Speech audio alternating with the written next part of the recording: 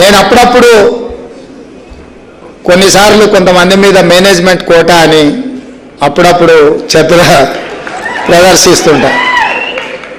మొదటిసారి రావడానికి మాత్రమే అది పనిచేస్తుంది. శ్రీధర్ బాబు గారు కూడా అనుకోని పరిస్థితుల్లో శ్రీపాదరావు గారి పుత్రుడుగా మొదటిసారి శాసనసభకి ఎన్నికైనా తర్వాత మెరిట్ స్టూడెంట్గా తన మెరిట్ నిరూపించుకొని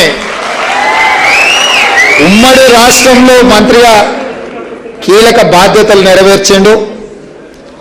ఈనాడు తెలంగాణ రాష్ట్రంలో మొదటిసారి ఏర్పడ్డ కాంగ్రెస్ ప్రభుత్వంలో అన్నీ తానే నడిపిస్తున్నాడు. మీకు అందరికీ తెలిసి ఇంతకుముందు మిత్రుడు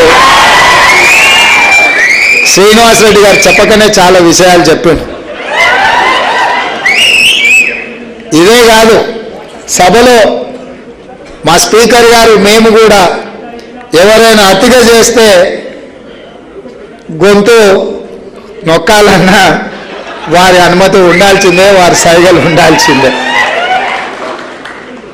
అంటే ఈరోజు ఐటీ మినిస్టర్గా, ఇండస్ట్రీస్ మినిస్టర్గా, శాసనసభ వ్యవహారాల మంత్రిగా, అన్నిటికంటే ముఖ్యంగా నేను మొదటిసారి ముఖ్యమంత్రి అయిన గతంలో నాకు ఎలాంటి అనుభవం లేదు. మంత్రిగా కానీ ఇతర ప్రభుత్వాన్ని నడిపించిన పరిపాలనమైన అనుభవం లేదు.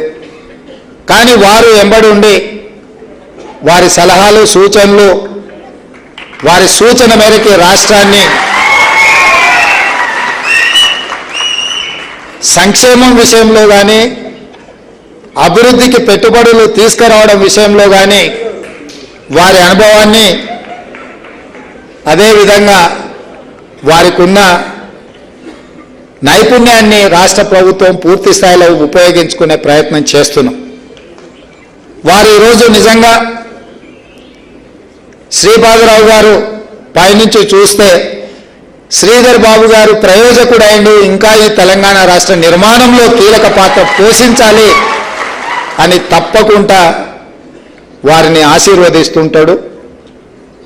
ఈ సందర్భంగా నేను పదే పదే శ్రీధర్ బాబు గారు మాట్లాడిన తర్వాత నేను మాట్లాడడానికి ప్రయత్నం చేయను. వారి గొంతులో ఉన్న స్పష్టత ఇతరులకు లేదు. జయక్కని అడుగుతున్న, చిన్నప్పుడు ముద్దపప్పు పెట్టిందా, నెయ్యి పెట్టిందా? వారి భాష మీదనే కాదు, భావం మీద వారి గొంతులో స్పష్టత మనందరికి తెలుసు.